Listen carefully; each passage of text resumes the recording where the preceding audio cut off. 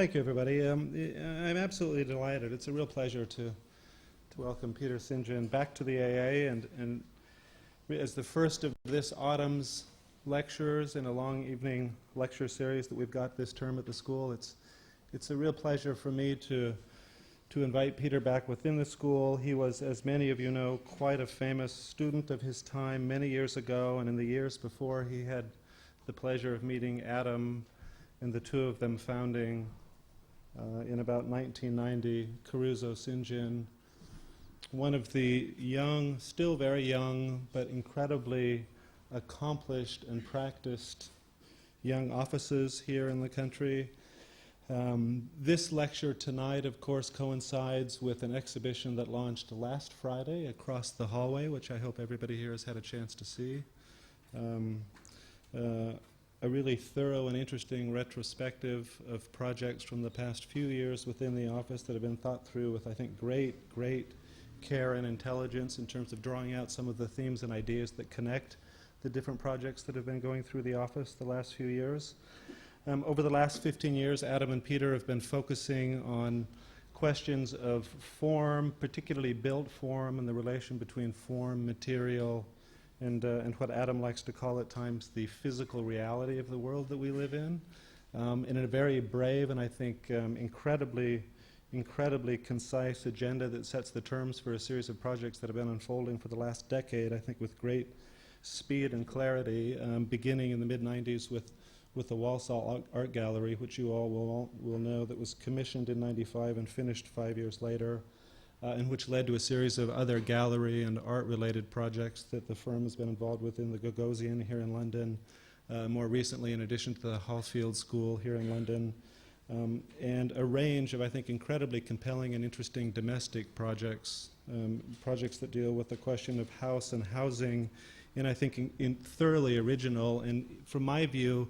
distinctly English and UK manner. I think one of the points that the guys have made in their writings is the way in which ideas for them within architecture are drawn in some way out of a past, out of an architectural history, which is a dangerous and at times provocative thing, I think, to be saying at the beginning of the 21st century when everybody seems to be trying to look forward and never over their shoulder and look back. I think one of the ways they do it with the skill they do is really by assuming and deriving a history that genuinely still lives in some way, that the history that we know within architecture and architectural culture isn't static and fixed, but it's actually a thing that can become reinvented and rethought.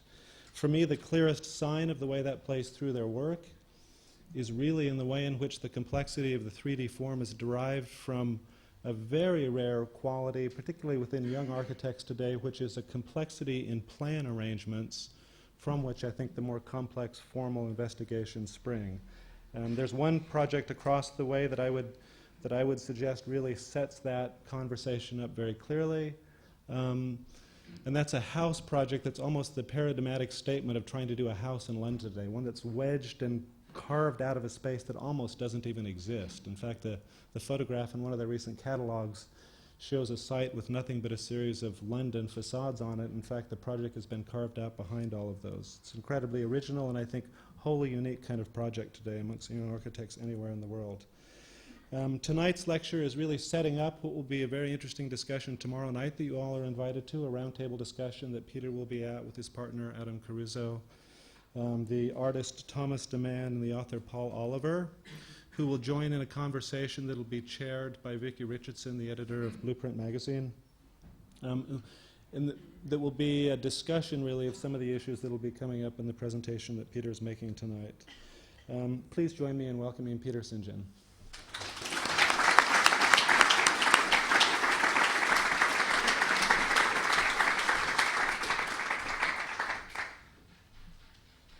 Somebody has to guide me in starting this off there. Matthew. I guess he would.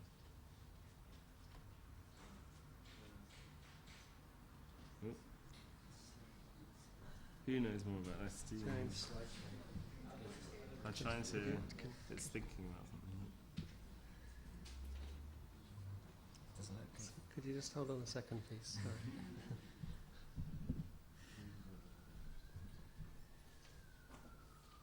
I thought we had this before we started.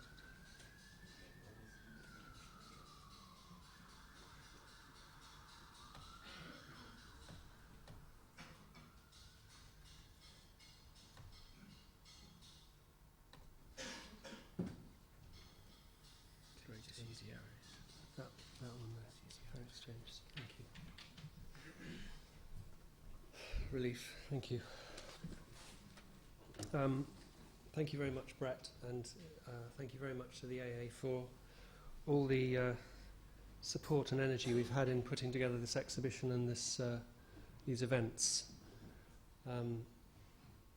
This is one of the events, so I'm giving a lecture this evening, and tomorrow Adam is joining in a discussion. So this is sort of half of our contribution to a discussion about the exhibition. And thank you all for coming. It's very nice to see old friends and even old employees sitting in the audience. It's nice to see you all. I thought I'd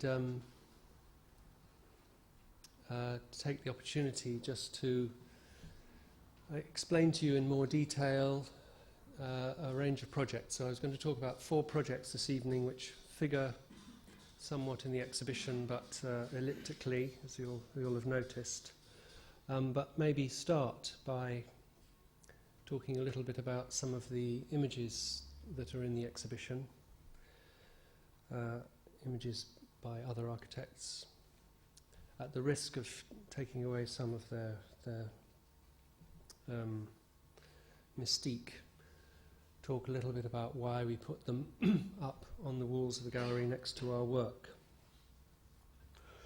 How did I do that?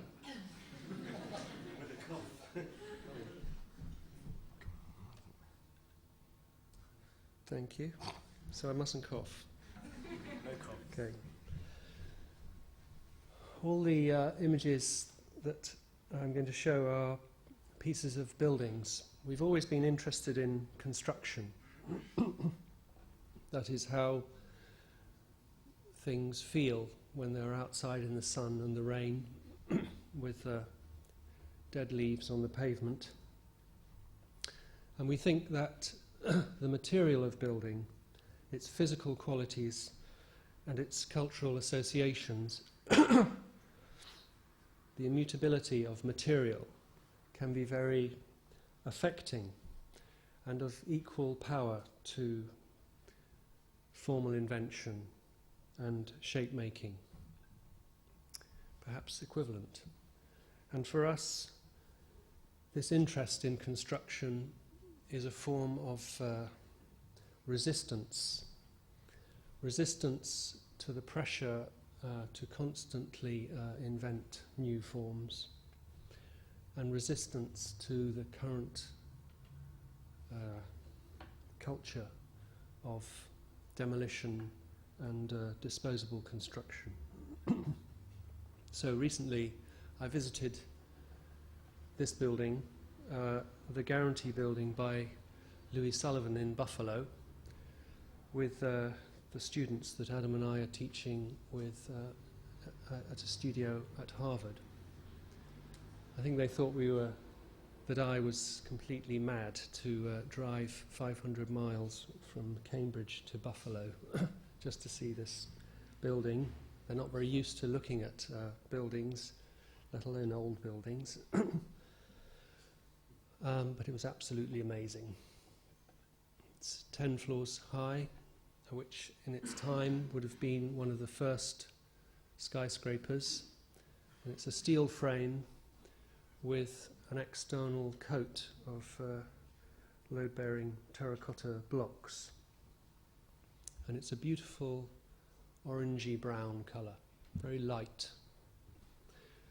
And the whole surface of the building is covered in a very finely cut decoration, which Sullivan would have designed entirely himself, which is based on forms from nature, but has a kind of geometric arrangement to it which resembles the way in which Islamic decoration works. And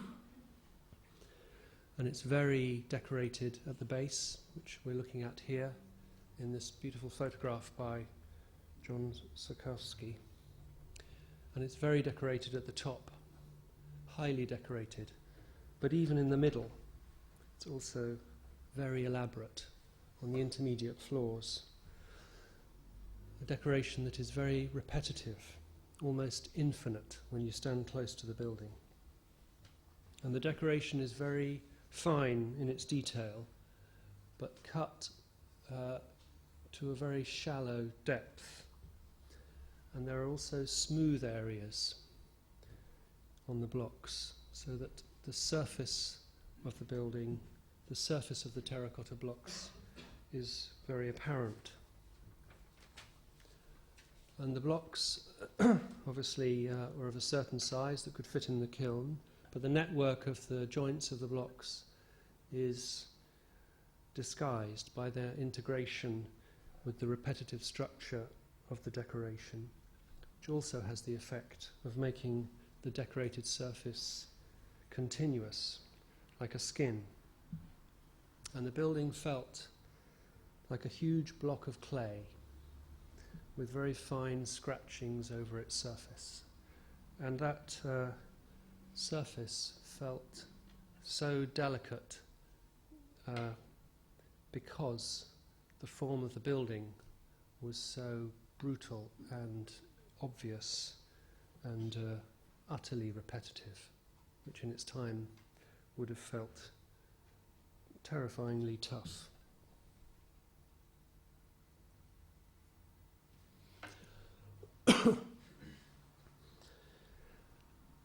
In the exhibition there's also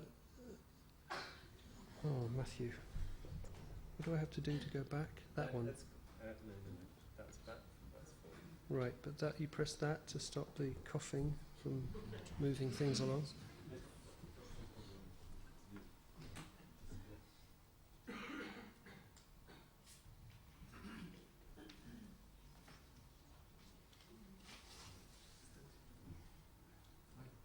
I don't talk for ages, so don't get worried.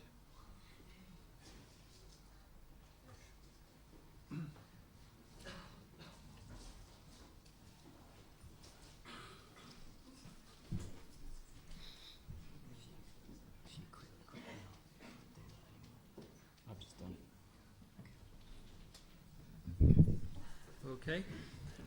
So there's a series of drawings that we got from the RIBA drawings collection, copies, unfortunately, of the country house Clouds by Philip Webb, an architect we really like. Webb was very careful in the clients that he chose. He liked to behave very properly with them, and when he went on site visits he would have lunch with the servants, not with the client. And he was very uncompromising, but he also gave his clients far more than they would have realized they were going to get when they first employed him. And his work is extraordinary for its range and variety, and he would research very carefully the architecture of the area, the local vernacular, the local materials and forms of construction. And his work was an amazing synthesis of these things, and therefore highly particular, and was very special for its very wide range of styles, depending on context. But at the same time, it was not very stylized, and sometimes he was criticized for making things that were ugly because of their lack of artifice. And he drew everything. He had very few assistants. He did apparently almost all the drawings himself, and he was producing far more drawings than other architects were of his time. And he talked to the craftsmen. He knew more than anyone about construction, but unlike other architects, he didn't just draw the shape of things. He drew how they were going to be built as well.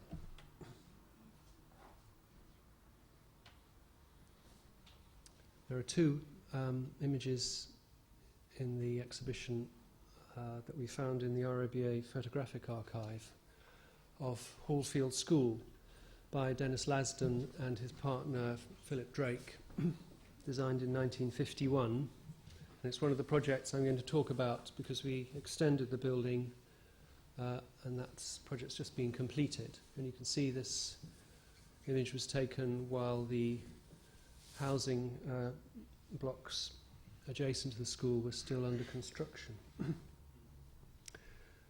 Denys Lasdun was a really strong formalist, and his buildings were very powerful and shapely, but in a good way. And this project and others of the time that he made were using the idea of grouping of buildings to make an entity. And there's a very beautiful scale to the spaces that are formed in this project. It's extremely intimate and encourages a kind of very relaxed occupation, and the construction is very delicate and fragile, feeling wonderfully appropriate to the idea of a school. And there are very small scale and shapely pieces of precast concrete, black engineering brick, curved walls, and thin steel posts, all of which are very smooth to the touch. And the openness of the building and the scale means that you're always distantly conscious of several other things that are happening in the building at the same time as whatever you're doing. And this sociability has encouraged an extraordinary occupation of the site. No, I don't want that. Over the last 50 years.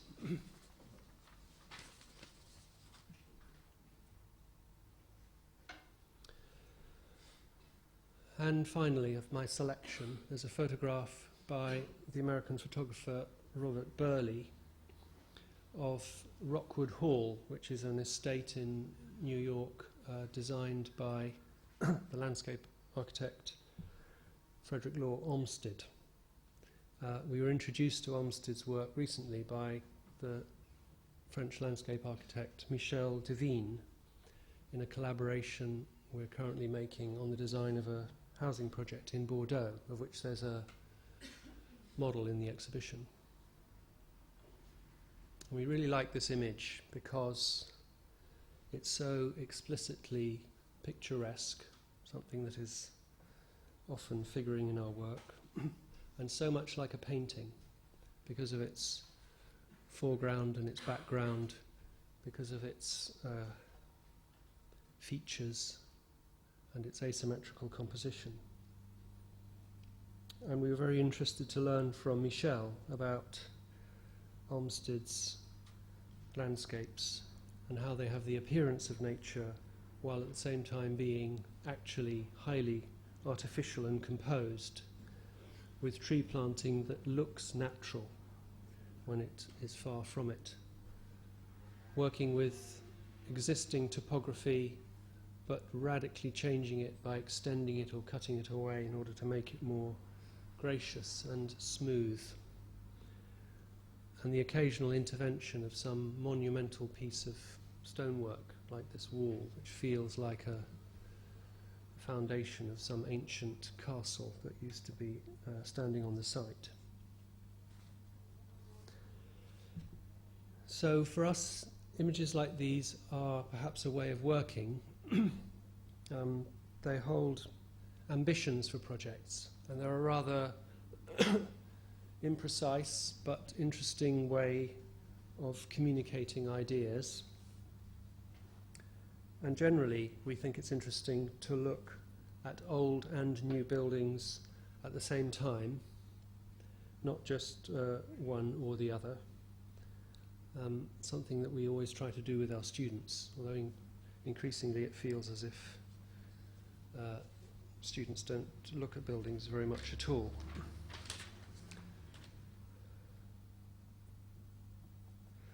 Okay. I'm going to move on then to talk about 4 projects which I've chosen as a kind of balance among each other, hopefully work well, and start with describing to you the work that we're doing for the Museum of Childhood, which is run by the V&A in Bethnal Green. We've been working with the V&A for the last 5 years on this project, and it's an amazing building which works like an extraordinary tent for families and residents of East London on weekends, and is an incredible resource for local schools. The building has an amazing history because it was built in 1856 to house as a first permanent base for exhibits from the Great Exhibition of 1851, and it's an early example of an iron structure, a prefabricated iron structure, and then it was moved. It was originally built on the site of the current V&A. It was then unbolted and moved to Bethnal Green as part of a Victorian programme of social improvements to the periphery of the city, and given a new brick coat by the Victorian architect J.W. Wild. And we've been working with the museum for a number of years on a series of stages of improvements. So we started with the interior of the building, fixing the roof from leaking, cleaning up the roof, removing everything that had been put into it over the last 130 years, generally reducing the level of light in the building so that it's darker and warmer, so that it was possible, therefore, to light the objects more keenly, and reintroducing colour to the interior, because it was painted white in the 70s, whereas originally it would have been multicoloured, with a very specific relationship between the parts of the buildings and the colours. So we reintroduced colour. We worked on exhibitions on the first floor, and we cleared out the hall, which has this amazing marble floor to it, and designed these glossy brown fiberglass pieces of furniture.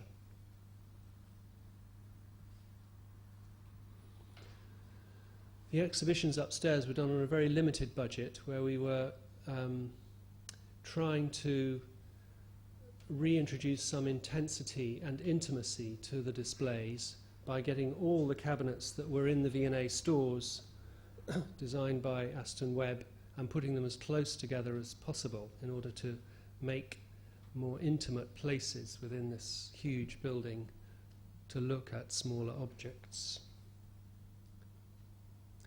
And then we designed new cabinets which are more or less similar in appearance to the older cabinets, which sometimes move apart to form clearings on which there are carpets and special activities. And the final thing we did in this first stage was to build a disabled access ramp up to the front door with these steps, which was a temporary measure.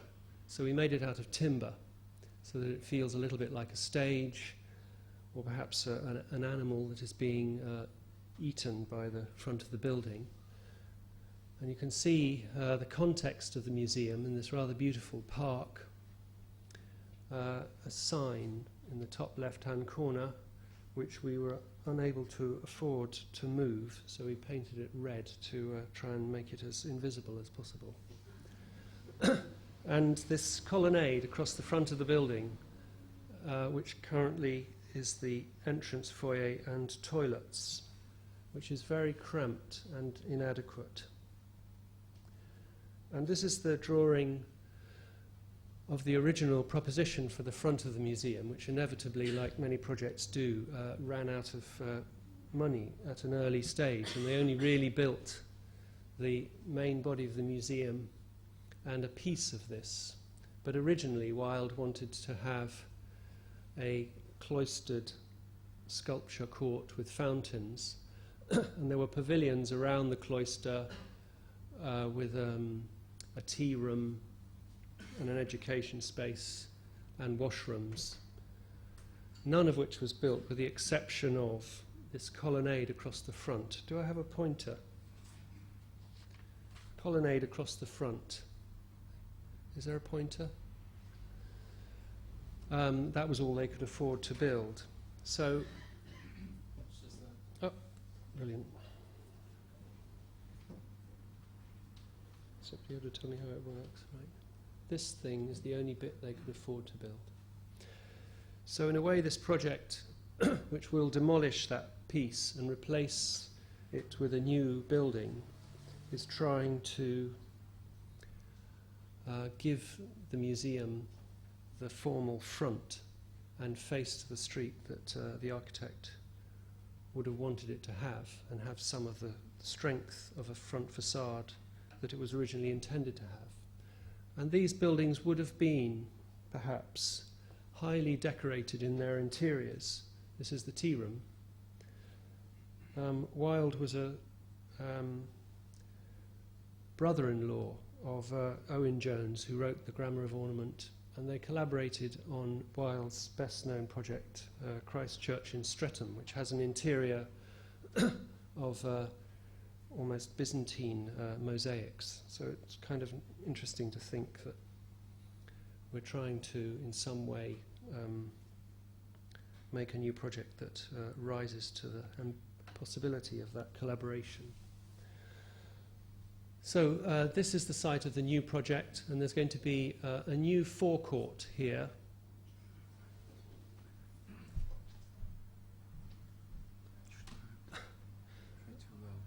What are you doing?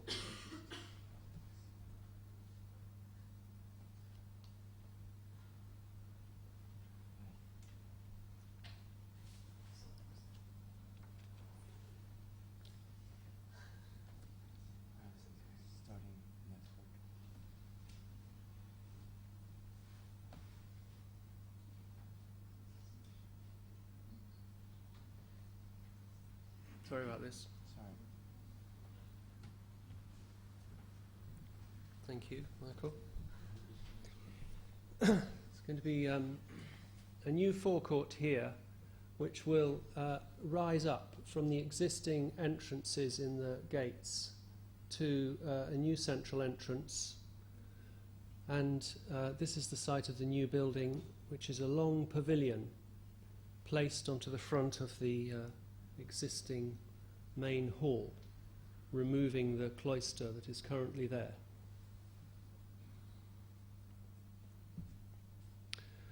And the new building is on 2 floors, and this is the main floor. You'll rise up from these gates to the new central entrance, and this building will provide a much more generous entrance so that the museum can receive the large numbers of school groups that they currently do and organise and marshal them, and also improve generally its front of house facilities. So on the left hand side of the entrance there's going to be a new temporary exhibition space which is separate and specific away from the main collection, and on the right hand side there'll be a staircase, a big staircase which will take you down to a lower floor. Stair comes down here, and then there'll be a new circulation route in the lower level which will for the first time connect the south and north sides of the museum.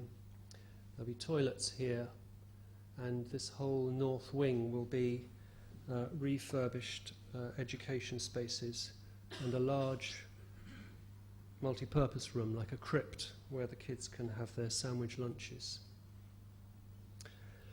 So this is a cross-section through the new building, the entrance space here. This is the existing building, and it's on 2 floors, the main floor being very high with very big windows that look out onto the street and to the park. The roof being a steel structure of very thin steel plates spanning from one side to the other. And on the lower floor, these toilets, which will have tiled walls coloured in gold. This is an image of the entrance hall with the very big window, so that the museum for the first time will be looking out onto Cambridge Heath Road and the park, a new terrazzo floor with a pattern on it, and a very large staircase of painted steel which goes down into the lower ground floor. So this drawing, which is in the exhibition, is the design for the front facade.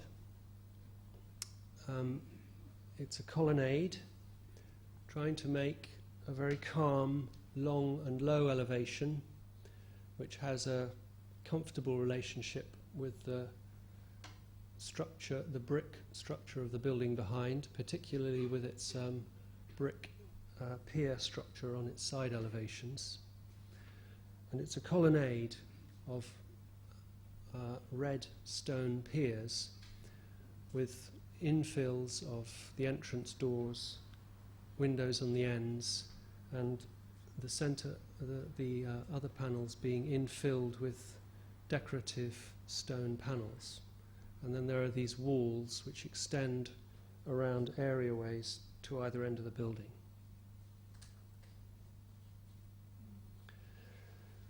The building will be unusual in the sense that it will be clad in stone rather than in brick, so it will be standing as a more special object in front of the brick shed behind, and it will also be strange in that the cladding will be flush and all flush with the glass, so all of these surfaces are smooth, like a stone floor or a piece of marquetry. The effect being that when you see the building from the street, perhaps you'll read the colonnaded structure of its elevation, but when you see it obliquely coming down the street or passing it in a car, it will be reflective and more flat, which hopefully will give it a much more contemporary feeling. And around these ends are small yards where the building becomes a two-storey pavilion.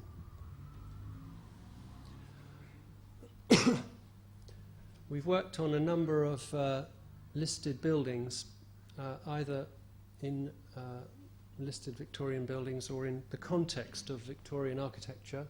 And there's an example of a project in the exhibition, the model that we're showing, this green model of an office building that we're hoping to build in King's Cross, which uses a decorative pattern taken from a Venetian Renaissance church. And generally we've been interested in trying to make projects in these contexts which explicitly use decoration. And this particular building that we're working with here has the beginnings of a decorative language. Generally it's rather stripped, but on the sides, for example, it has these mosaic friezes, one at high level in each of the structural bays, which depict arts and crafts and sciences along both elevations. Mosaics made with purple and grey tones. And we were interested in how we could somehow extend this language into a way of making an architecture for the building on the front.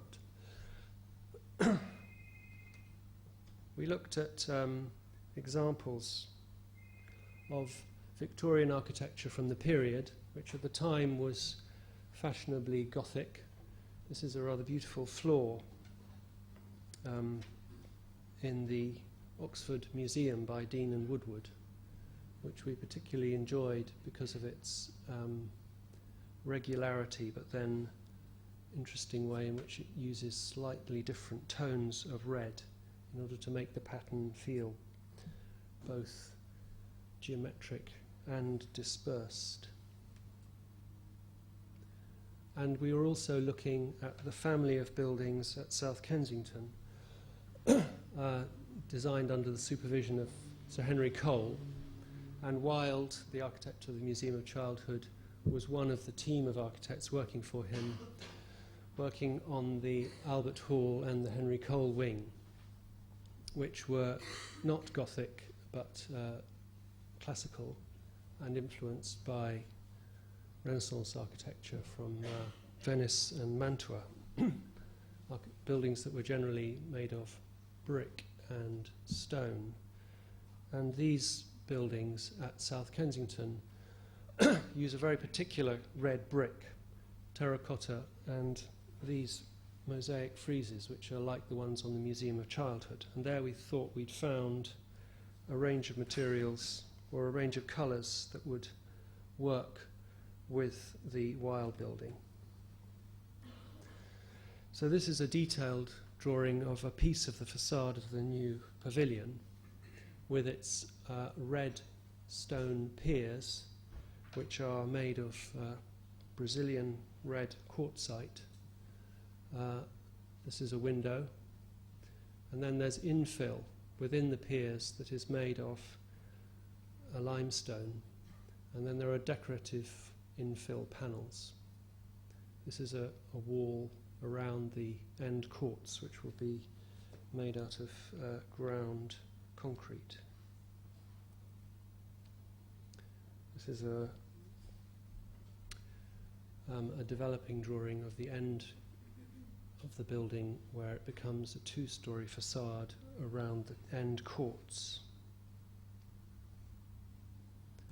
And a detail of the facade, which is on the wall of the exhibition, showing a full-scale sample of the cladding, which is of which this is a piece of a pier, and this is a piece of the decorative panel. And it'll be made of a combination of technologies, using stone for the pier and infill, which is thicker slabs fixed directly back to a concrete wall, and then the decorative panels being made of a much thinner stone, which is glued to a panel of honeycomb aluminium, so that the panel itself can be much more carefully controlled in its quality and fixed back to the wall as a single piece. These are porphyries in two tones, dark brown and lighter brown, and this is the Ancaster limestone.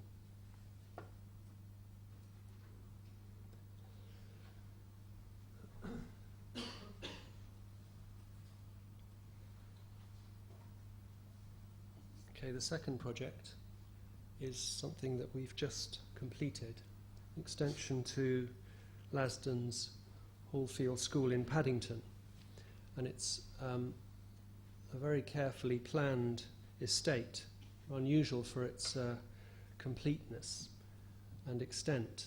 An estate that was designed by Lebetkin and his office Tecton from 1947 to 1950,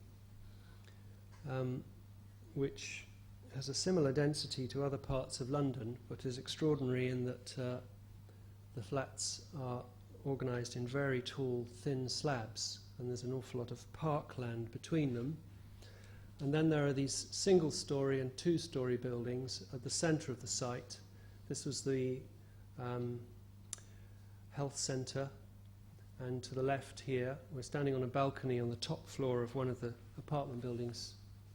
On the left here is the entrance to the school, so people could look across and down onto the school from their flats and watch their kids walking to the classroom.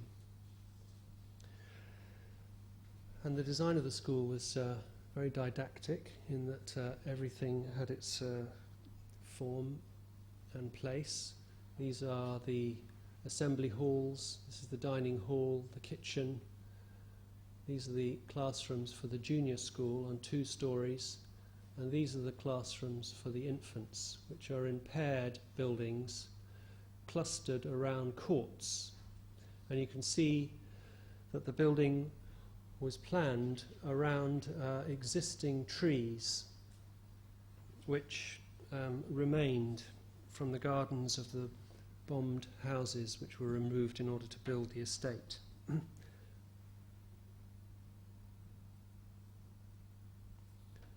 And now, 55 years later, the site is extremely beautiful, partly because it's been looked after by gardeners for the last 30 years who were previously parents at the school and have virtually used the school as their garden, sadly retiring in the last year.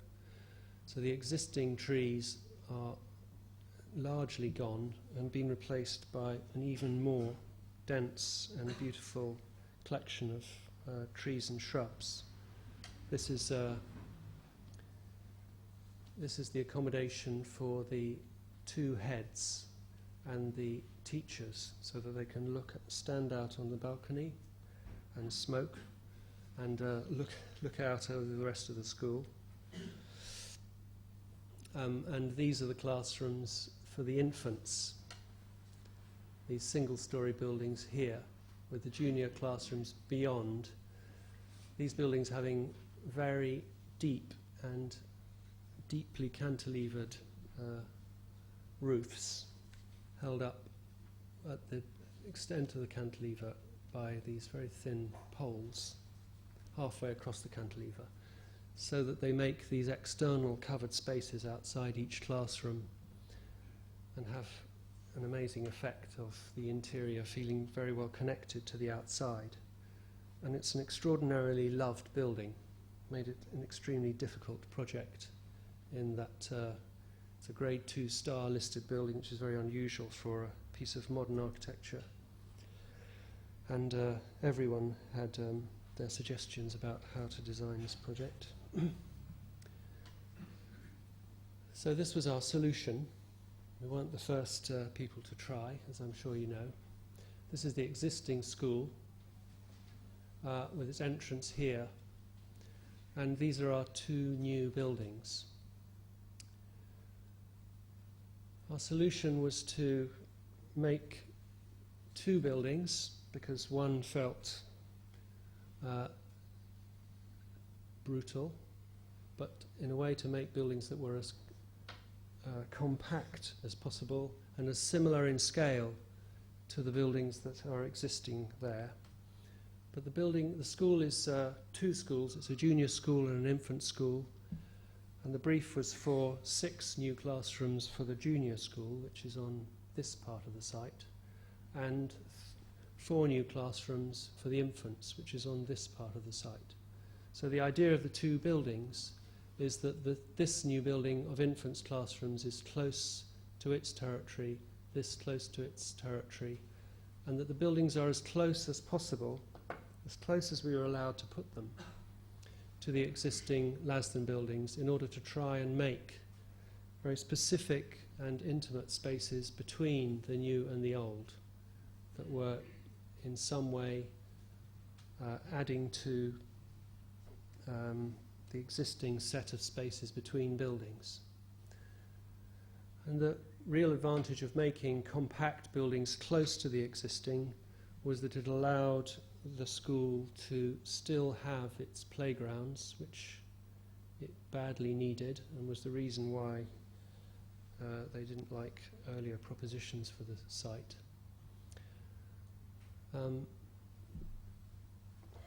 Next. And perhaps also I should mention that the plans of the classrooms were arranged as clusters, so that each of the classrooms is on a corner with windows on the side as well as on the front, so that everything looks outward onto the site from within.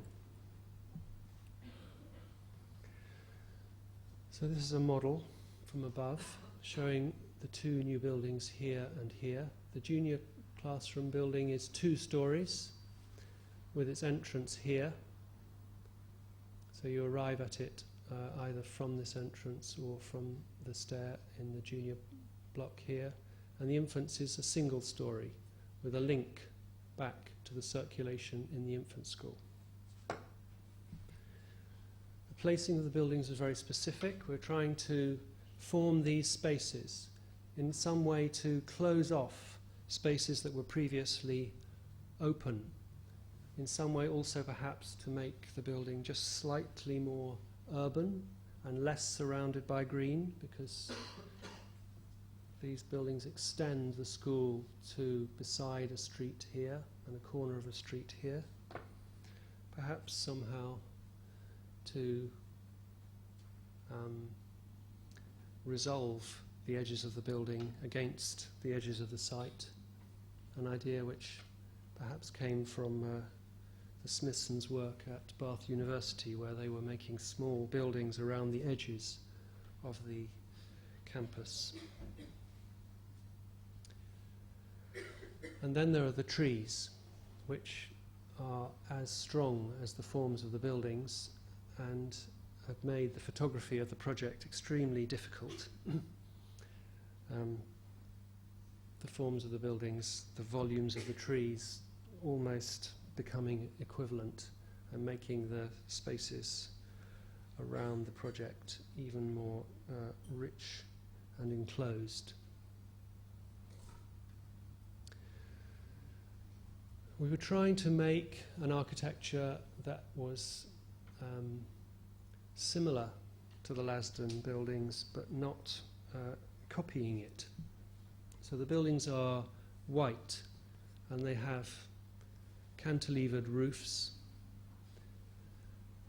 and they're made of brick, and they have big windows.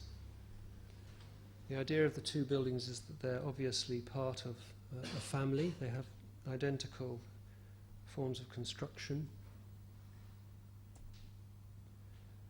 but have their own logic as opposed to trying to copy the Lasdun buildings. And they're slightly shapely. The shapes are very subtle. The teachers didn't want triangular or semicircular or circular classrooms. They wanted square classrooms, but we slightly shaped them in order, and these shapes were to do with minor adjustments in relation to the spaces in the existing buildings.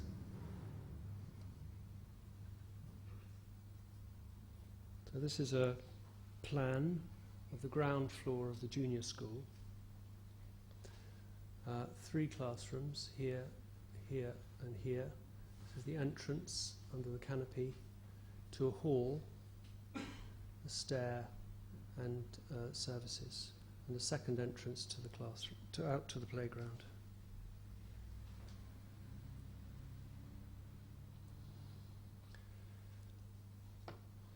The elevations are trying to strike a balance between having a certain formality in places, such as this elevation which addresses the playground, and an informality which seemed appropriate to the organic character of the site. So there's a system of windows which are big openings with a fixed pane and an opening pane, and between the two a grille which allows the classrooms to be ventilated at night but still remain secure. And then the positions of the openings are slightly adjusted so that the appearance of the wall is sometimes thick and sometimes thin, vaguely resembling an almost classical elevation but not, and other times much more relaxed in its arrangement. And each classroom has 2 windows on a major elevation and 1 on a side elevation, which allows, therefore, the facades to be very randomly arranged. So a series of photographs of the new buildings peeking out amongst the trees, and we're standing here at the point of arrival to the site, to the junior school, looking towards the new building with an entrance canopy and the front door to the new classroom block. was a nice wet day. The buildings are built with a brick. They're a steel frame, but they have a white clay engineering brick skin. It's a Belgian white brick with a very smooth, hard surface, so that as a whole the buildings have something of a physical characteristic similar to the precast concrete facades of the Lasdun building. And then we're standing under this canopy, which has an extremely thin supporting column looking towards the infants' classrooms. And the windows are a very simple system where the frames are flush on the surface of the wall. This is the second entrance into the junior classrooms down from the playground. And sometimes there are these corners which are not at 90 degrees. This one's more like 110. And those corners were made by mitering the bricks and then gluing them back together very carefully so that they look like they're whole bricks but actually aren't, which is very surreal because it kind of feels like a building which was rectilinear but then got slightly distorted.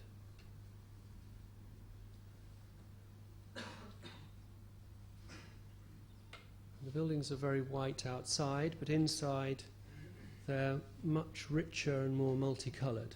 So there's a internal brick skin of red engineering brick to the hallways and staircases. And the classrooms, there's a black floor and the classrooms are coloured. These are the toilets, which have a black resin floor and black walls with lots of mirrors and very simple white sinks. And this is one of the classrooms looking out of a corner over the playground, and the classrooms have pinboard and plaster internal linings which were in a range of colours, a green, a light brown and a pale blue, so that there's never two colours next to each other in adjacent rooms. And this particular corner is a very nice place in which to look out over the school. This is standing in the playground. This is the canopy of the existing infants classroom and the existing junior classroom and the new building, with a very deep cantilever over its first floor windows. Building's kind of sliding out from underneath the canopy of the trees. And this is the new infants building on the left, which is at an intermediate level between the level of the school and the level of the playgrounds beyond.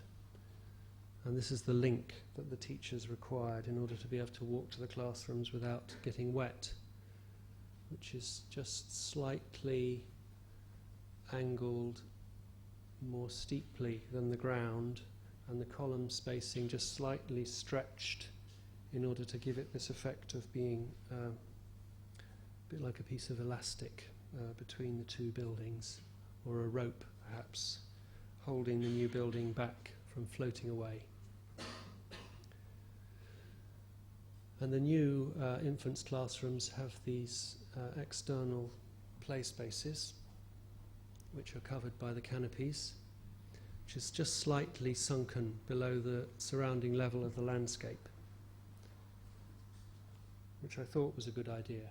But this 250 millimetre change in level has caused so many problems with health and safety officers that I wouldn't ever dare do such a terrible thing again. And this is the infants' classroom seen from the playground, which is kind of interestingly enigmatic, I think, with its arrangement of windows radiating around its leaf-like form, and these canopies which make these spaces around the edges of the building so the kids can stand close to the facade under shelter.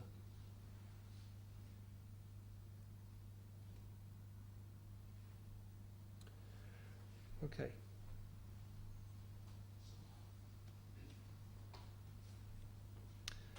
Then I thought I'd show you a competition design which we made quite some time ago.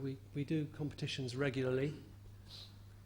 We won one a long time ago, I can remember, but we haven't won very many recently, but we're going to soon, I'm absolutely convinced. But this is a project that we made 4 years ago for a multi-purpose hall and skating rink in Arosa, which is a rather nice ski resort town in the Swiss region of Graubünden, above the town of Chur.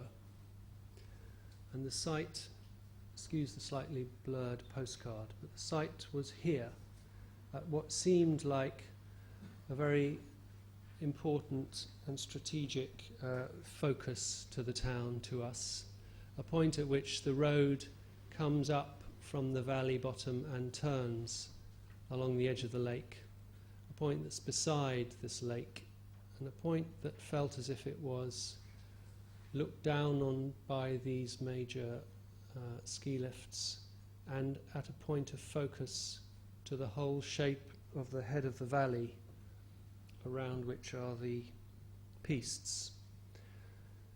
And there's an existing building on the site here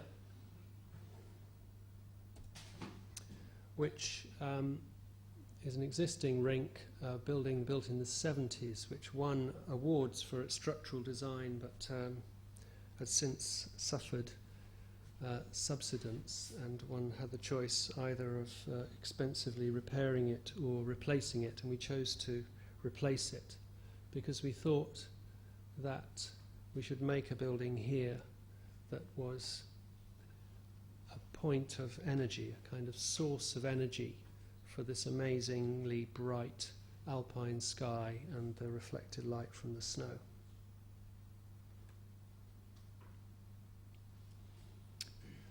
And we didn't have any pictures of skaters, but we liked this image as a reference of an image that Adam took of some kids playing on a beach in Portugal, where the pitch has been defined very lightly by this fresher sand, with the marks of the vehicles and the footprints in the sand around them. And the idea perhaps that you might make a building with a certain quality of space that was fleet-footed and light, like this image, like the way in which there's different markings of sports on a gym floor makes a kind of centre to an interior. And that the building might have something of that temporality, perhaps like a circus tent or a big top.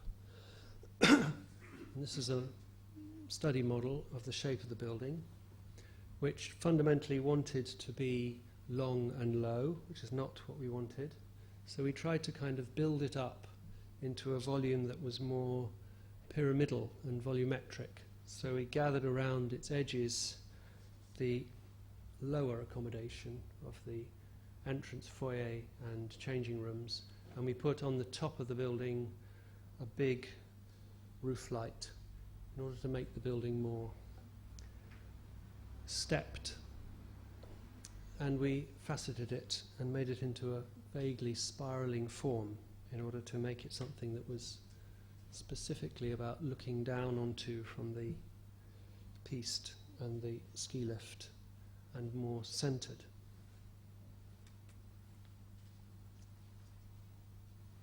This is a plan of the ground floor showing the rink, and next to it a room which was to be surrounded by a thick red felt curtain, a room which could be pulled back with its curtains and this dividing wall taken away, in order that this entire space here could be opened up and opened to the space in front of the building, so that during the winter it might be used as a rink, but on other occasions it might be used for trade fairs or markets, trying to make the building very flexible and light. And in terms of its construction, we were interested in this image that we found of a factory in New York that Gordon Matter Clark had swept clean in preparation for one of his projects.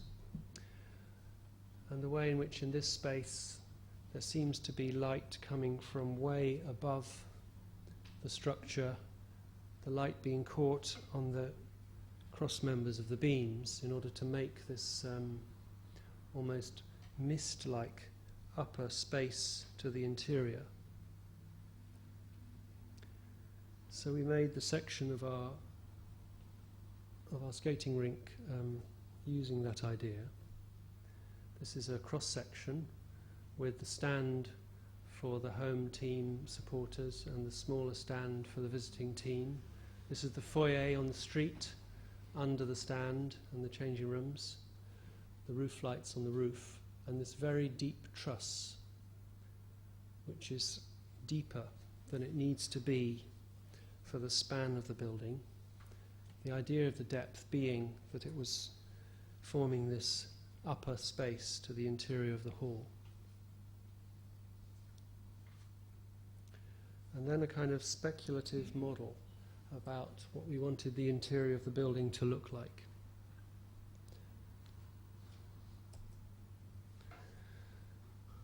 It's supposed to be extremely light and delicate, like a tent. It's all prefabricated, and the structure of the building is all galvanized steel, unpainted. There's cladding and there's structure. There's no intermediate rails for supporting the structure, and the vertical posts are very closely spaced. On the sides of the building, they're supported and braced by this stand, which is made out of folded galvanized metal sheet. And on the ends of the building, where it's not supporting the roof, they're taller.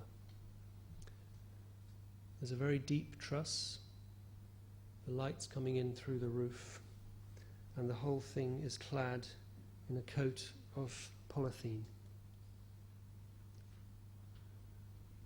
When we designed it, it was just that time when those images of Grimshaw's Eden project were emerging. It seemed very beautiful. And the idea of the cladding is that it's a very slightly insulating coat made by air pressure blown into two bonded skins of ETFE, giving the building the appearance of some kind of insulating ski jacket.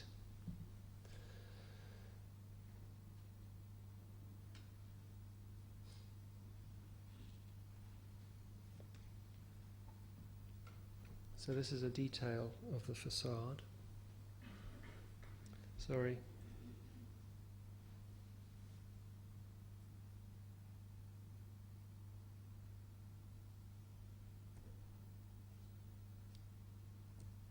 It's very slow.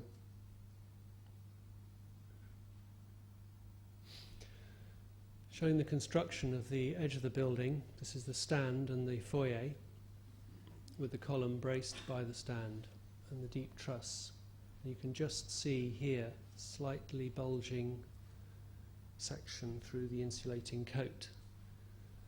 The building was all designed out of to be assembled out of relatively small pieces. Even the truss was supposed to be carried to the site on the back of a lorry in pieces and then bolted and lifted into position. The idea being that perhaps in the future it could also be unbolted, very neatly stacked into piles on the back of the lorry and taken away, leaving only a completely flat concrete slab, perhaps taken away to be rebuilt somewhere else. This is the building seen from the street with its cladding, kind of non-coloured cladding, which nevertheless would have been very sensitive to the colour of light and the time of day, appearing white or black or grey according to what time of day it was, and very bright or dark depending on whether the building was surrounded by snow or not. And at night the building would have been a source of sound and energy, seen here reflected across the surface of the lake.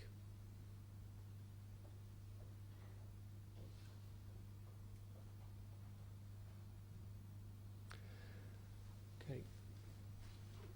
And then I'm going to finish by showing you a project which was recently completed for a house in Paddington. We've been working on this project for a very long time. The first year was spent looking for sites with the client. They were absolutely determined to live in this part of West London because they have lived in New York for some time and wanted a place, one of the few places in London where you could actually get coffee 24 hours a day, and to live somewhere close to a tube station that was convenient for their work. A part of London in which sites to build new houses had gone a very long time ago. But nevertheless, they were absolutely determined to build a new house in this part of West London, and it's an extraordinary tribute to their will that the project happened. It couldn't have been a more problematic and difficult site. It's a site surrounded by a whole series of very average buildings. So the entrance to the site was here, in a carriageway entrance to what would have been Mewes behind this late Victorian terrace. The site also bounded by this 1980s Mewes development and this earlier Victorian terrace.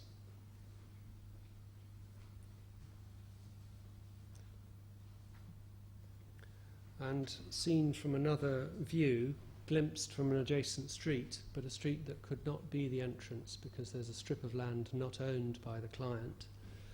This is the project, a former garage. On this view, you're looking at its boundary with an apartment building from the 1960s and another apartment building from the 1930s. A site which had absolutely no aspect, but its only advantage being that it had a certain scale. And I think at this point, most architects would have advised the client to carry on looking. But like the idiots that we are, we told them that we thought it had potential and that if anyone was going to work with it, then we were the right people to go to. Because it felt like a site that was in some way an exaggerated version of the organic structure of London, the way in which London has grown together to make extraordinary situations, and that's been something that we've been interested in since we first started working. So this is a plan of the house on the first floor. It has a very strange shape. It's kind of shaped like a horse's head. This is the site. And you enter here, under an existing building, to an area that is nice and big. As I say, the only thing that was really good about this site was its size.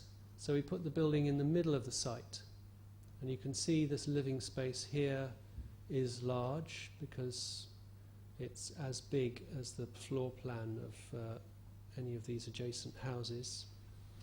So it has a very big living room jammed into the middle of the horse's head, and around the periphery then there are these small spaces here, here and here, which are courts onto which the building could have these more intimate windows and short views, and a nice relationship between room and court.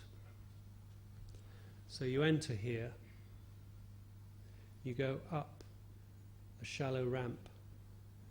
This is the living room, and you can go down a staircase to a level below. On the level below are the bedrooms. There's 4 bedrooms, one here, one here, one here, and one here, each of which has a window onto a court. And inside here, a hallway, which is very enclosed and quiet indeed. And a model showing the context of the building when we were working on it. This is the Victorian Terrace, the 1960s apartment building and the 1980s mews development.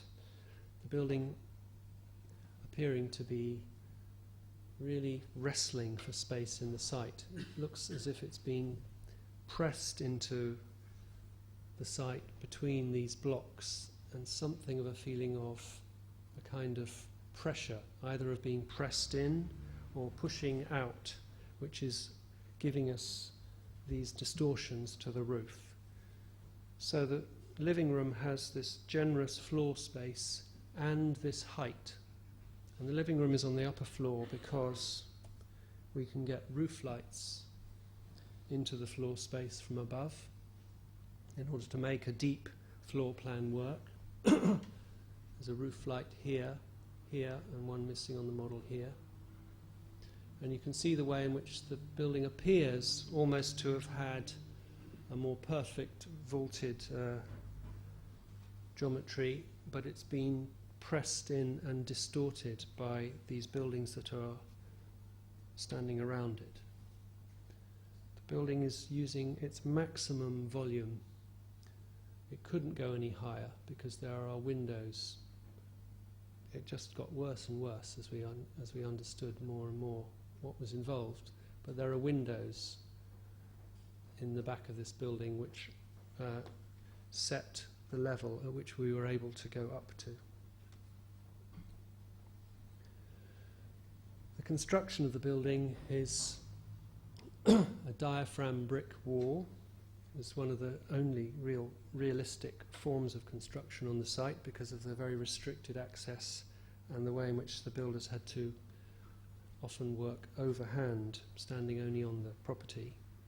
So there are 2 layers of brick which are widely spaced and connected by a brick pier every 600 millimetres or so, which allowed the wall to have sufficient stability to support the concrete roof. And you can see that in order to make this generous upper floor and a good lower floor, we had to excavate down more than a metre below the levels of the ground and underpin against the foundations of the adjacent buildings. I don't know how many party wall awards there were, but there were sort of 20 or so legal agreements necessary with the adjoining owners. And these are study models that are in the exhibition of the work we did to design the roof of the living room.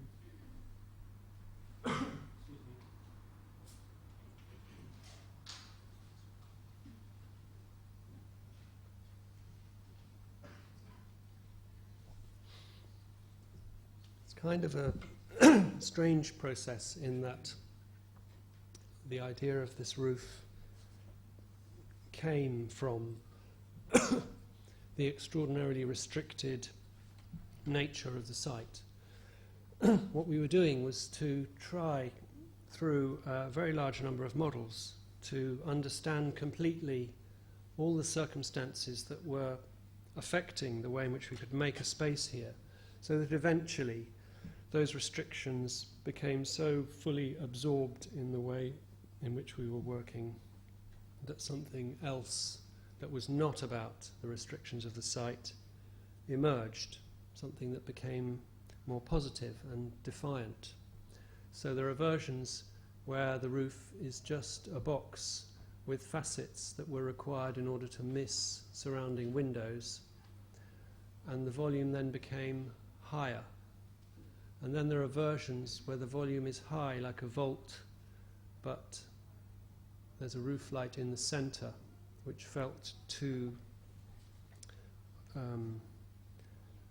centred and obvious.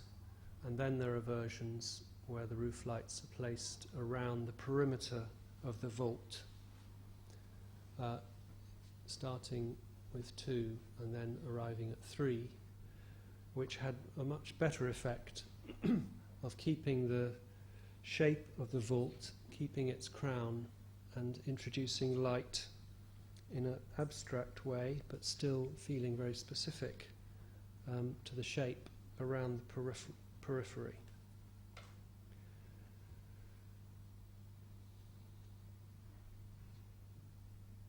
So this is the model of the shape that we built, of the roof that's made of concrete. This is the vault and the roof lights.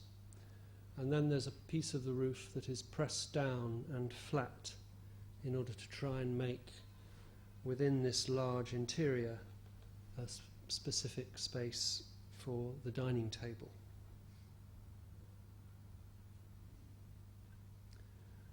And this was a model that we made. It was a kind of a worrying project in that you were never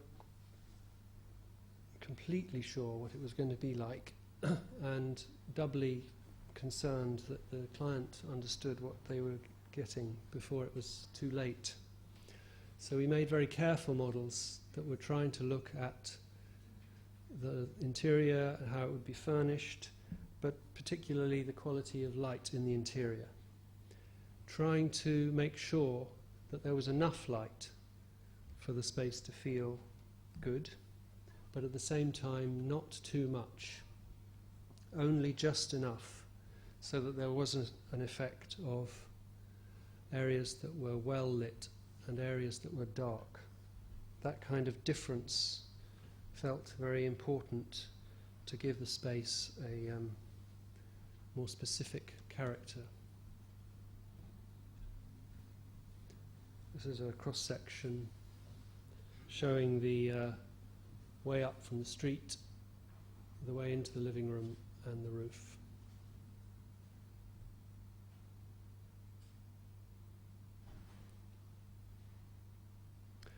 So I can take you through a series of photographs of the interior. This is the entrance, slightly set back from the facade in order to form a porch, and you go through an entrance door which is now completed, clad in steel, through a facade of glass.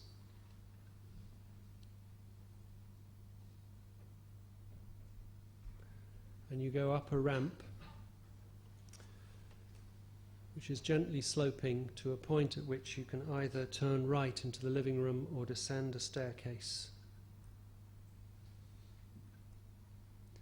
And this is the living space. There's a kitchen which you can work at on the right hand side and stand at and make food while you're talking to people who are sitting in the centre of the living room.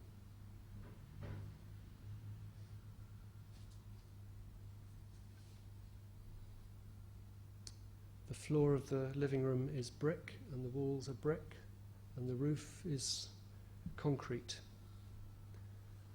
It's actually an extremely comfortable and warm place in which to live.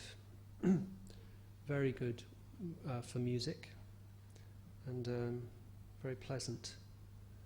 When we talked to the client about what it would be like before it was built, we described it to them as being like a Baroque chapel in Rome, where you walk through the facade in a small street and then come across this much more lofty and generous interior with light coming mysteriously from above, where you were in a place completely cut off from the city, but at the same time very aware that you were right in the centre of the city.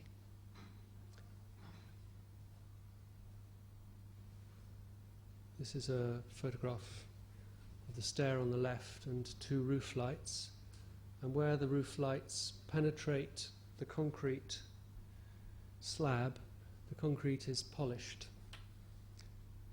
so that the cuts are smooth and the surface of the ceiling is rough, a blasted concrete finish. The cuts, the smoothness making the roof lights look as if they are literally cut in the concrete.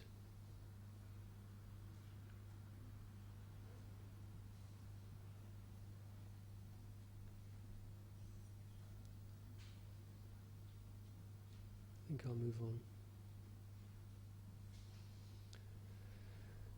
And you can descend a stair to the floor below, where it's very nice and dark, with dark window frames and doors and dark pieces of joinery, which is made of timber stained black.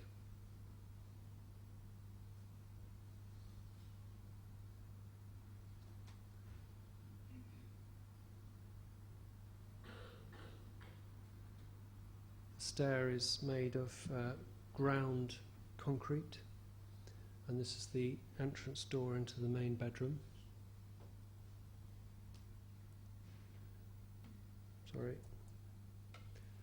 And the bedroom has a concrete floor, and the courtyards also have concrete floors which are level with the bedrooms, so that you can have your bed standing with its legs on the concrete floor, just like outside you can have your plants in pots standing on the concrete floor, inside and out.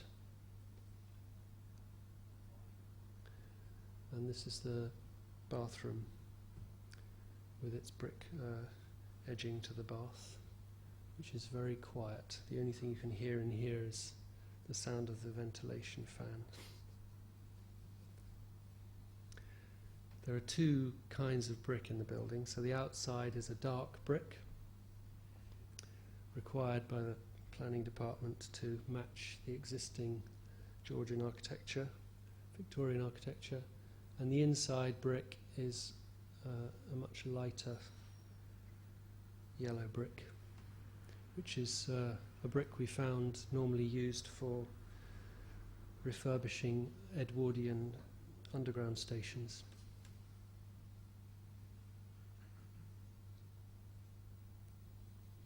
This is a reflected ceiling plan of the ground floor,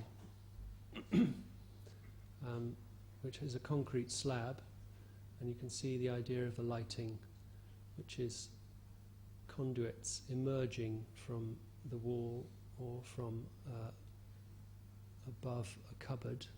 Where is it emerging above a cupboard? Emerging like vines with buds, which are the bulbs. This is a drawing of the lighting on the ceiling. An idea of fixing the lights directly to the concrete, which is, I'm sure most of you know, used first by Sigurd Leverance in his flower shop at Malmö Cemetery.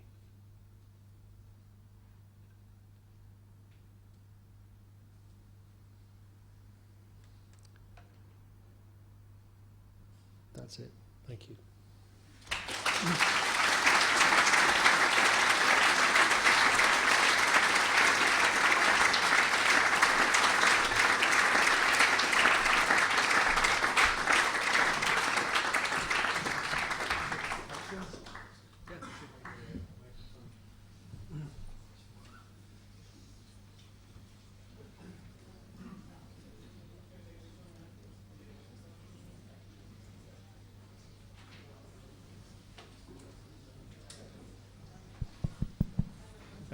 Thank you very much, Peter. Should we open it up to a few questions tonight that might set the tables for tomorrow night's round table? Anybody have questions following the lecture? Yeah. Let me just hand it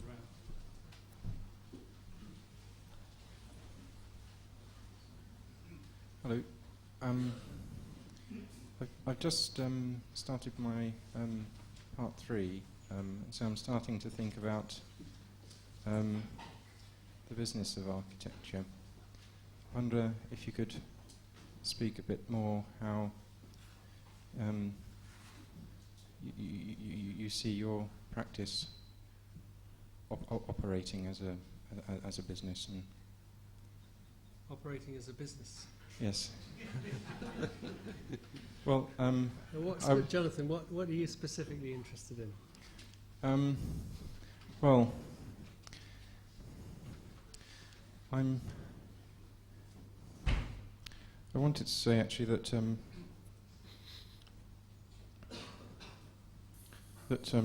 I was interested to read the notes in the that accompanied the exhibition, and particularly because, as I say, I've been studying for part 3, was interested to note that you spoke about businesses as practices as businesses acquiring competitors, and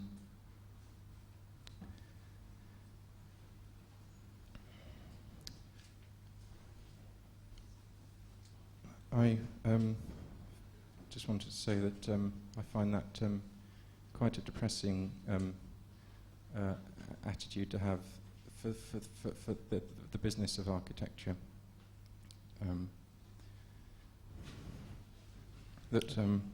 That I wanted to say that I admire your stance against that.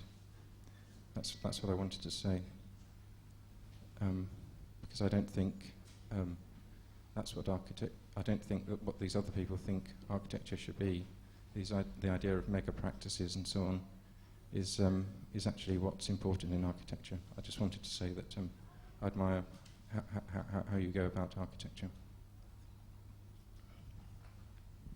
Thank you. Sorry, I didn't say very well. That's okay. We can talk about it later. Other questions on this side or here?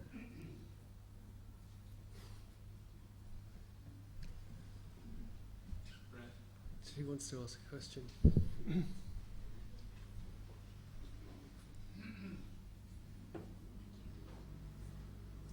First, I'd like to say thank you for the very inspiring lecture. And my question, closer, okay.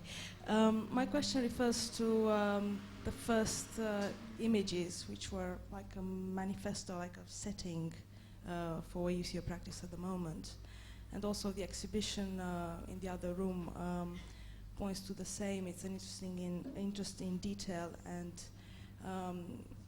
in drawing, in construction, very, very evocative atmospheric instances in architecture.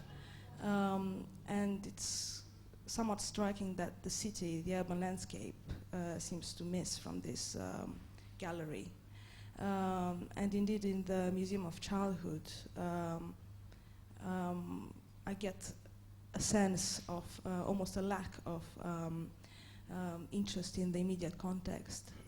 It feels very much that you follow the history of the building, packed away from the center of the town and shipped to its edges.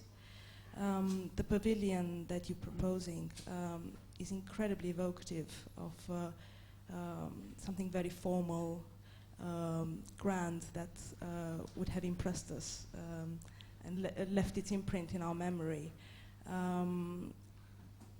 And it's almost as if it occurs in a different reality than the Bethnal Green part of London. So I was wondering, what is really your attitude to site? Attitude to sites, did you say? To site, to city, yeah. I think there's something in what you say about a kind of lack of engagement with cities, perhaps, in the projects that I've shown. I think the Museum of Childhood is not necessarily relevant to that conversation because it's a pavilion standing in a park, and it's a very formal building surrounded by landscape, a kind of systematic building which one's trying to enhance its character as a piece on the edge of a road.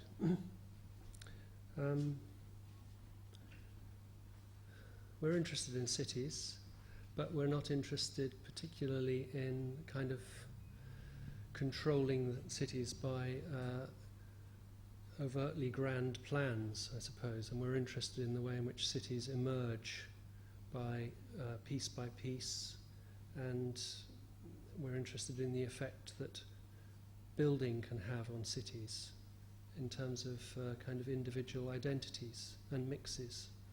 So we've always, I think it's to do with the way in which the practice has built itself up from a kind of concern from building even at the smaller scale, that we're still kind of at the point at which we're working on buildings, and we're not working on things that are bigger. But if we were, I think we'd be trying to introduce aspects that were undermining the kind of ideas that generally seem to be applied now of master planning, trying to introduce ideas that are trying to allow things to emerge more slowly, to emerge kind of over time, to give importance to pieces rather than grand plans. It'd be difficult to answer that without. Yeah, right at the back.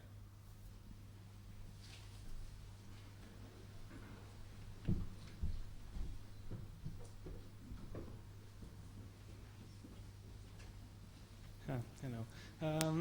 It was quite very interesting to me to see the way how resistive you are when it comes to making a shape, but then when it comes to a decoration and kind of finding like ornamentation, become quite direct. And also I got really interested in the image that you showed us in the very beginning, this Sullivan building and kind of all these patterns. And I was just wondering, do you see yourself kind of pushing this further? I mean, thinking about it as kind of a reference is, I don't know, if you think of Egyptian temple, when kind of all the surface of the walls are kind of carved into these sculptures and writing. And then, I mean, do you see yourself kind of pushing these like limits further in, or is it kind of something, I don't know, kind of general interest? I'm not sure what you mean by the Egyptian temple connection, but a lot of the kind of references that we're trying to connect to in the decoration of buildings are things that we see as being contextual, things that we see as being directly relevant to the specific circumstances of the sites. Working in London, for example, which has some very beautiful Victorian buildings and certain contexts. I think we try to avoid making buildings that are just about shapes. We tend to be very serious about the purpose of buildings, and generally find that making things that are very complicated shapes is almost always working against what the building is really trying to be. So we like to make buildings that are as simply organised as possible, and that issues to do with construction and appearance, even decoration, are things that in a way modify, mediate that interest that we have in making things that are very direct and ordinary in their organisation.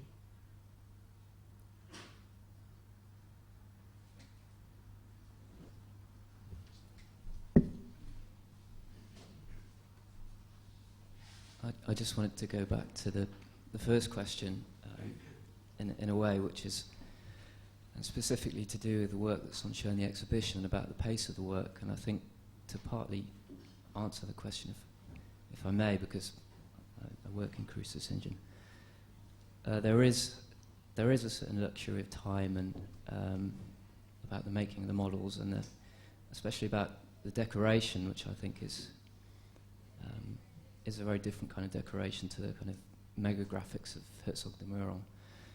It's a much more old-fashioned,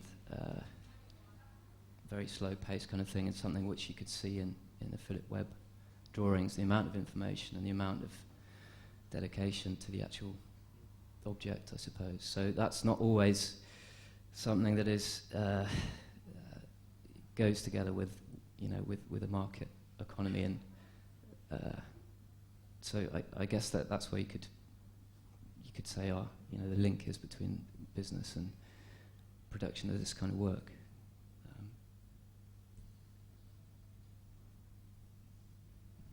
Thank you.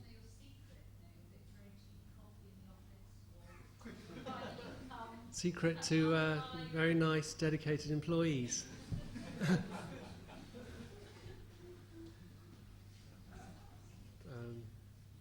We tend to employ people who are sort of very serious and are willing to spend to kill themselves to work on their projects. They're still surviving. They're all fine. Yeah. I was struck, Peter, by in the presentation by the manner of taking us through the projects. That one of the things that ran across the four, remarkable pieces is a presentation that begins with a site, a series of photographs that describe a site, and almost a kind of found condition. And I was thinking very much in the discourse of found objects within art discourses of the last few decades, but that there's a kind of found condition that somehow sets the groundwork really for this investigation of form and materiality and the past kind of coming together. Given how much you and Adam have written about both questions of materiality today and the building of space and of the interpretation and use of the past to understand the ideas from which new projects can come, is the site for you, the question would be, is the site the kind of mechanism that often consolidates those questions or discussions that then form the projects? Or, for example, will they start sometimes with investigation of certain materials in their own right that then are brought to bear on sites or briefs or clients' interests? The site is incredibly important. It sounds sort of very old-fashioned, but I was brought up, taught by Peter Salter, very influenced by the Smithsons, and always being very careful in what you do with the situation and with your resources, and that there's something kind of ethically important about that, which is something that we hold on to. I think you're looking to really use that in order to generate a real variety to the nature of the work, and that's what we're interested in doing. We're kind of not... We probably are trying to take over the world like any other architect, but we aren't trying to take it over by a kind of brand of a certain kind of architecture.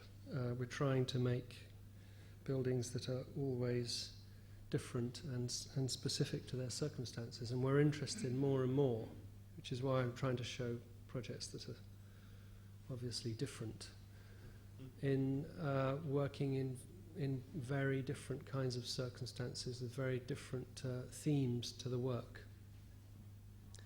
And sometimes the site can do that. We look very hard at specific circumstances, and sometimes we'll take them much more seriously than other architects would and try and exaggerate them. But other times there's nothing, There's rarely nothing, but sometimes there is, and you have to invent it. Thank you. I think, anybody else, one more question for tonight, or shall we save it for the conversation later and then tomorrow? Just to say again, this is, please come back tomorrow evening in the roundtable discussion where Adam will join Peter with Thomas, Vicky, and Paul Oliver tomorrow at 6:30. Thank you, everybody, for coming tonight. Peter, thanks very much. Thank you.